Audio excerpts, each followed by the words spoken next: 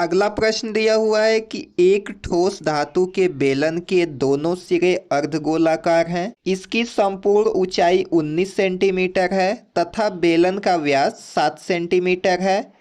इस ठोस का भार ज्ञात कीजिए। यदि 1 सेंटीमीटर क्यूब धातु का भार 4.5 ग्राम है। तो हमने यहाँ पे फिगर बना लिया है। बेलन के दोनों सिरे अर्धगोलाकार हैं और उसकी ऊंचाई जो है 19 सेंटीमीटर है और इसका व्यास 7 सेंटीमीटर है, तो त्रिज्या हो जाएगा 7/2। अब इसके बारे में यहाँ पे लिखते हैं, फिर आपको बताते हैं।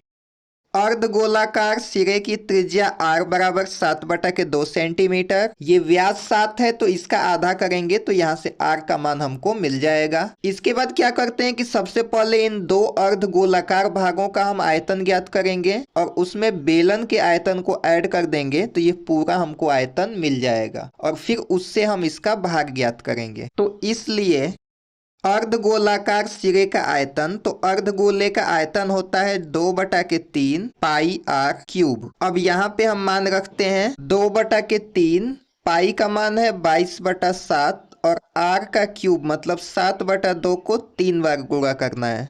अब यहाँ से हम देख सकते हैं कि 7 से ये 7 कैंसिल आउट हो गया, ये 2 से 2 कैंसिल आउट हो गया और ये 2 से ये 11 बार में 22 भी हमारा कट जाएगा। अब अगर हम 7 का 7 में गुणा करें तो 49 होगा और 49 का 11 में गुणा करें तो 539 होगा और 3 का 2 में गुणा करेंगे तो 6 होगा। अब हम निकालेंगे इस बेलनाकार भाग का आयतन। बेलन का आयतन होता है पाई r स्क्वायर h। इसमें हम मान रखेंगे पाई का मान 22/7, r है हमारा 7/2, इसका 2 बार गुणा करेंगे। अब यहाँ से हमें बेलन की ऊंचाई निकालना है, तो पूरी ऊंचाई है 19 सेंटीमीटर। तो इसमें से हमें यहाँ से यहाँ ये वाली त्रिज्या और यहाँ से यहाँ ये वाली त्रिज्या को माइनस करना पड़ेगा। तो त्रिज्या है हमारा 7/2, तो 7/2 और 7/2 जोड़ेंगे तो 7 मिलेगा। तो 19 में से अगर हम 7 घटा दें तो हमको मिलेगा 12 और ये होगा इसकी हाइट। तो अब इसको कैलकुलेट कर लेते हैं। ये 7 से 7 को कैंसिल आउट करेंगे, ये 2 से 11 बार में 22 को और ये 2 से 6 बार में 12 को कैंसिल आउट करेंगे। अब अगर हम 6 का 7 में गुणा करें तो 42 मिलेगा और 42 का 11 में गुणा करेंगे तो 462 मिलेगा और इसका मात्रक होगा सेंटीमीटर क्यूब। अब हमें इस पूरे का आयतन निकालना है, तो बेलन के आयतन में 2 बार हमको ऐड करना पड़ेगा अर्धगोले का आयतन। इसलिए ठोस का आयतन बराबर बेलनाकार भाग का आयतन प्लस 2 अर्धगोलों का आयतन। तो इसके लिए हम पहले बेलनाकार भाग का आयतन, ये है हमारा 462 सेंटीमीटर क्यूब, इसमें ऐड करेंगे 2 अर्धगोलों का आयतन। तो एक अर्धगोले का आयतन है हमारा 539 डिवाइडेड बाई 6 और इसमें हम 2 से मल्टीप्लाई कर देंगे तो ये हो जाएगा 2 अर्धगोलों का आयतन। इसको अगर हम और सॉल्व करें तो ये 2 से 3 बार में 6 कटेगा और 462 प्लस 539 डिवाइडेड बाई 3। अब इसको अगर हम 3 का 462 में मल्टीप्लाई करें और फिर 539 उसमें हम ऐड करें तो हमको मिलेगा 1925 डिवाइडेड बाई 3 सेंटीमीटर क्यूब। ये हमारा आंसर होगा। अब इसका हमें भार भी ज्ञात करना है। यहाँ पे कह रहा है इस ठोस का भार ज्ञात कीजिए। अब हम लिखेंगे ठोस का भार बराबर, सूत्र होता है आयतन मल्टीप्लाइड बाई घनत्व। आयतन में घनत्व का हम मल्टीप्लाई करके भार को निकाल सकते हैं। तो इसका घनत्व यहाँ पे 1 सेंटीमीटर क्यूब का दिया हुआ है 4.5 ग्राम। तो 4.5 से हमें इसमें मल्टीप्लाई करना पड़ेगा तो ये बनेगा इक्वल टू, आयतन है 1925 डिवाइडेड बाई 3 और इसका गुणा करेंगे 4.5 से तो हमको मिलेगा 2887.5 ग्राम। आप मल्टीप्लाई कर लेंगे, हमने पहले ही मल्टीप्लाई करके रख लिया है। तो इस प्रकार से ये हमारा आंसर हो जाएगा। अगला प्रश्न है कि ऊंचाई 2.4 सेंटीमीटर और व्यास 1.4 सेंटीमीटर वाले एक ठोस बेलन में से इसी ऊंचाई और इसी व्यास वाला एक शंक्वाकार खोल काट लिया जाता है। शेष बचे ठोस का पृष्ठीय क्षेत्रफल ज्ञात कीजिए। तो यहाँ पे एक बेलन है और इसकी ऊंचाई 2.4 और इसका व्यास दिया हुआ 1.4, तो त्रिज्या हो जाएगा 0.7 और इसी ऊंचाई और इसी व्यास में से एक ये शंकु काट करके निकाल लेंगे। तो इसका कुल पृष्ठीय क्षेत्रफल ज्ञात करना है। अब जो जो इसमें दिया हुआ है उसको यहाँ पे लिख लेते हैं। बेलनाकार भाग की ऊंचाई ये है हमारा 2.4 सेंटीमीटर। अब इसकी त्रिज्या दी हुई है, व्यास दिया हुआ है तो उसका आधा करके हम त्रिज्या निकाल लेंगे 0.7 सेंटीमीटर। इसके बाद हम बेलन का संपूर्ण पृष्ठीय क्षेत्रफल निकालेंगे। तो उसका सूत्र लिख लेते हैं 2 पाई r ब्रैकेट में h प्लस r, ये हमारा सूत्र होता है। इस पे हम रखते हैं 2 पाई का मान है 22/7, r है हमारा 0.7 और ब्रैकेट में h है 2.4 और r फिर से है 0.7। अब यहाँ से हम देख सकते हैं कि 7 से ये 0.1 बार में कटेगा और 0.1 का हम 22 में अगर गुणा करें तो बनेगा 2.2 और 2.2 का 2 में गुणा करेंगे तो ये होगा 4.4 और 2.4 में 0.7 अगर हम ऐड करें तो ये होगा 3.1 और इसका हम अगर 4.4 में मल्टीप्लाई करें तो आता है 13.64 सेंटीमीटर स्क्वायर। अब ये शंकु जो दिया हुआ है ये इस पे 90 डिग्री का कोण बनाएगा। तो इसकी त्रिज्या 0.7, इसका हाइट है 2.4, तो इसकी तिर्यक ऊंचाई हम पाइथागोरस प्रमेय से निकाल सकते हैं। शंकु की तिर्यक ऊंचाई equal to √r² plus h², ये पाइथागोरस प्रमेय से हमने लिखा। अब √r है 0.7 तो इसका स्क्वायर और h है 2.4 तो इसका भी हम स्क्वायर करेंगे। इसके बाद इसको और सॉल्व करते हैं तो 0.7 का स्क्वायर होगा 0.49 प्लस 2.4 का स्क्वायर होगा 5.76। अब इसको अगर हम ऐड करें तो हमको मिलेगा 6.25 और 6.25 का वर्गमूल होता है 2.5। मात्रक हो जाएगा सेंटीमीटर क्योंकि ये तिर्यक ऊंचाई है। अब हम शंकु का वक्र पृष्ठीय क्षेत्रफल ज्ञात कर सकते हैं। तो इसका सूत्र लिखते हैं शंकु का वक्र पृष्ठीय क्षेत्रफल। सूत्र होता है पाई आर एल। तो पाई का मान है 22/7, आर है हमारा 0.7 और एल है 2.5। 7 से ये कटेगा 0.1 बार में और 0.1 का 22 में मल्टीप्लाई करेंगे तो 2.2 होगा, बस एक अंक पे दशमलव आ जाएगा और इसका गुणा करना है 2.5 में। अब अगर हम 2.2 का 2.5 में मल्टीप्लाई करें तो हमको मिलता है 5.5 और मात्रक है सेंटीमीटर स्क्वायर, क्षेत्रफल का मात्रक होता है। अब इसके बाद हमको इसके आधार का क्षेत्रफल निकालना पड़ेगा। तो शंकु के आधार में एक वृत्त बनता है तो इस वृत्त का हम क्षेत्रफल निकाल लेते हैं।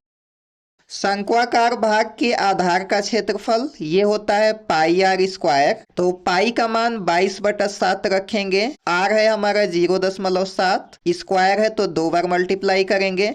7 से ये कटेगा 0.1 बार में और 0.1 का अगर हम 22 में गुणा करें तो 2.2 होगा और इसका गुणा फिर से करना पड़ेगा 0.7 में और 2.2 का 0.7 में गुणा करने पे मिलता है 1.54। मात्रक है सेंटीमीटर स्क्वायर। अब सभी चीजें हमने यहाँ पे कैलकुलेट कर लिया है। अब इसका हम पृष्ठीय क्षेत्रफल ज्ञात कर सकते हैं। अब यहाँ पे हमको निकालना है शेष बचे ठोस का पृष्ठीय क्षेत्रफल। तो इसके लिए सबसे पहले बेलनाकार भाग का संपूर्ण पृष्ठीय क्षेत्रफल लेंगे, उसमें शंक्वाकार भाग का वक्र पृष्ठीय क्षेत्रफल ऐड करेंगे और उसमें से माइनस कर देंगे शंक्वाकार भाग के आधार के क्षेत्रफल को। इसको हम लोग यहाँ पे समझ लेते हैं। सबसे पहले बेलन का संपूर्ण पृष्ठीय क्षेत्रफल लेंगे और इसमें से हम ऐड करेंगे ये शंकु का पृष्ठीय क्षेत्रफल ऐड हम इसलिए करेंगे क्योंकि जब इसमें से हम शंकु को काट के निकालेंगे तो इसका पृष्ठीय क्षेत्रफल और बढ़ जाएगा। अब इसका ये जो ऊपर का आधार का जो क्षेत्रफल है ये कट के बाहर निकल जाएगा, इसलिए आधार के क्षेत्रफल को हमें माइनस करना पड़ेगा, लेकिन शंकु का यहाँ पे वक्र पृष्ठीय क्षेत्रफल हमको ऐड करना पड़ेगा। तो इसको इस फार्मूले पे रखते हैं, उसके बाद लगाते हैं। तो सबसे पहले बेलनाकार भाग का संपूर्ण पृष्ठीय क्षेत्रफल ये यहाँ पे आया था 13.64, तो इसको लिखेंगे 13.64 प्लस शंक्वाकार भाग का पृष्ठीय क्षेत्रफल, तो ये शंक्वाकार भाग का पृष्ठीय क्षेत्रफल है 5.5 सेंटीमीटर स्क्वायर, लिखेंगे 5.5 और इसमें से माइनस करना पड़ेगा आधार का क्षेत्रफल, तो ये है 1.54 तो 13.64 में 5.5 हम ऐड करते हैं तो हमको मिलता है 19.14 और इसमें से निकालना है 1.54, तो माइनस करने पे हमको मिलता है 17.6 और मात्रक है सेंटीमीटर स्क्वायर। ये हमारा आंसर होगा। अगला प्रश्न है कि 3 mm वाले तांबे के एक तार को 12 सेंटीमीटर लंबे और 10 सेंटीमीटर व्यास वाले एक बेलन पर इस प्रकार लपेटा जाता है कि वह बेलन के वक्र पृष्ठ को पूर्णतया ढक लेता है। तार की लंबाई और द्रव्यमान ज्ञात कीजिए, यह मानते हुए कि तांबे का घनत्व 8.88 ग्राम पर सेंटीमीटर क्यूब है। यहाँ पे दिया हुआ है तार का व्यास 3 mm और बेलन की लंबाई यहाँ पे 12 सेंटीमीटर दिया हुआ है, तो इसको भी अगर हम mm में लिखें तो इसको लिख सकते हैं 120 mm। अब हमें क्या करना है कि बेलन पे तार को लपेटते लपेटते जाना है, तो 120 mm को ढकने के लिए 3-3 mm से हम कितनी बार में ढक सकते हैं, मतलब कि अगर एक बार हम इस तार को लपेटेंगे तो 3 mm ढक लेगा, दूसरी बार लपेटेंगे तो 6 mm ढक लेगा, तो 120 mm ढकने के लिए हमको तार को कितनी बार लपेटना पड़ेगा। तो इसके लिए लिखेंगे लपेटों की संख्या इक्वल टू 120 mm हमको ढकना है और एक बार में ये 3 mm ढक रहा है, तो ये 3 से 4 बार में 12 कटेगा, तो ये हमको 40 प्राप्त हो जाएगा। मतलब कि 40 बार अगर लपेटें बेलन के ऊपर तो पूरा 12 सेंटीमीटर लंबा बेलन ढक जाएगा। तो इसको यहाँ पे लिख लेते हैं। अतः तार बेलन के वक्र पृष्ठ को 40 लपेटों में पूर्णतया ढक लेगा। अब हमें ये निकालना है कि एक बार लपेटने के लिए हमको कितना लंबा तार चाहिए होगा। तो लिखेंगे बेलन को एक बार लपेटने के लिए तार की अभीष्ट लंबाई, तो हम बेलन पे एक बार लपेटेंगे तो उसके परिधि पे ही लपेटेंगे, तो वो 2 पाई आर के बराबर होगा। तो 2 पाई आर का मान हम यहाँ से निकालेंगे, व्यास 10 है तो आर होगा हमारा 5, तो ये होगा 5 का 2 में मल्टीप्लाई करके 10 पाई सेंटीमीटर। अब एक बार लपेटने के लिए हमको 10 पाई सेंटीमीटर लंबा तार चाहिए, तो हम ये निकालेंगे कि हमको 40 बार लपेटना है, तो कुल हमको कितना लंबाई का तार चाहिए। बेलन को 40 बार लपेटने के लिए आवश्यक तार की लंबाई, तो इसमें 40 से मल्टीप्लाई कर देंगे तो होगा 40 इंटू 10 पाई इक्वल टू 400 पाई, और 400 में अगर हम 3.14 का मल्टीप्लाई करें तो हमको मिलेगा 1256 सेंटीमीटर, मतलब कि 1256 सेंटीमीटर लंबा तार चाहिए, तो हम बेलन को 40 बार लपेट पाएंगे। अब हम क्या करते हैं कि 1256 सेंटीमीटर लंबे तार का आयतन निकाल लेते हैं। तो तार जो होता है एक बेलन के प्रकार का होता है, तो लिखेंगे बेलन का आयतन, ये सूत्र होता है हमारा पाई आर स्क्वायर एच। इसी सूत्र पे हम निकालेंगे, तो यहाँ से हम लिखते हैं तार का आयतन, पाई का मान है 22/7 इंटू आर का स्क्वायर। अब तार की त्रिज्या यहाँ पे लिखना है, तो तार का यहाँ व्यास दिया हुआ है 3 mm, तो इसको सेंटीमीटर में बदलेंगे तो होगा 3/10 सेंटीमीटर, और उसका आधा करेंगे तो होगा 3/20 सेंटीमीटर, तो इसको लिखेंगे 3/20 और 3/20, और हाइट है इसका 1256, तो इसका इसमें मल्टीप्लाई कर देंगे। इसके बाद इसको और सॉल्व करते हैं, तो 22 को हम 2 से 11 बार में काट सकते हैं और 20 को 10 बार में काट सकते हैं। उसी प्रकार 20 को हम जो है 4 से 5 बार में काट सकते हैं और 1256 को 4 से हम काट सकते हैं 314 बार में। अब हम 10 को काट सकते हैं 2 से 5 बार में और 314 को 2 से हम 157 बार में काट सकते हैं। तो कुल मिला के यहाँ पे बचा हमारा 11 मल्टीप्लाइड बाई 3 गुणे 3, तो लिखेंगे 9 और फिर मल्टीप्लाइड बाई 157, तो इसको लिखेंगे 157 डिवाइडेड बाई 7 गुणे 5 गुणे 5, तो इसको लिखेंगे 7 का 5 में मल्टीप्लाई 35 और इसका करेंगे हम 5 में मल्टीप्लाई। इसको और सॉल्व करते हैं तो इन सब को गुणा करने के बाद हमको मिलता है 15,543 डिवाइडेड बाई 35 का 5 में गुणा करने पे मिलता है हमको 175 और इसमें जब हम 175 का भाग देते हैं तो हमको मिलता है 88.8 लगभग, और इसका मात्रक होगा सेंटीमीटर क्यूब। अब हमको लिखना है तार का द्रव्यमान, तो लिखेंगे चूंकि द्रव्यमान इक्वल टू होता है आयतन मल्टीप्लाइड बाई घनत्व, तो इस फार्मूले का हम लोग प्रयोग करेंगे। तो लिखेंगे तार का द्रव्यमान इक्वल टू, इसका आयतन आया है 88.8 और इसका यहाँ पे घनत्व दिया हुआ है 8.88 ग्राम पर सेंटीमीटर क्यूब। तो यहाँ पे लिखेंगे 8.88।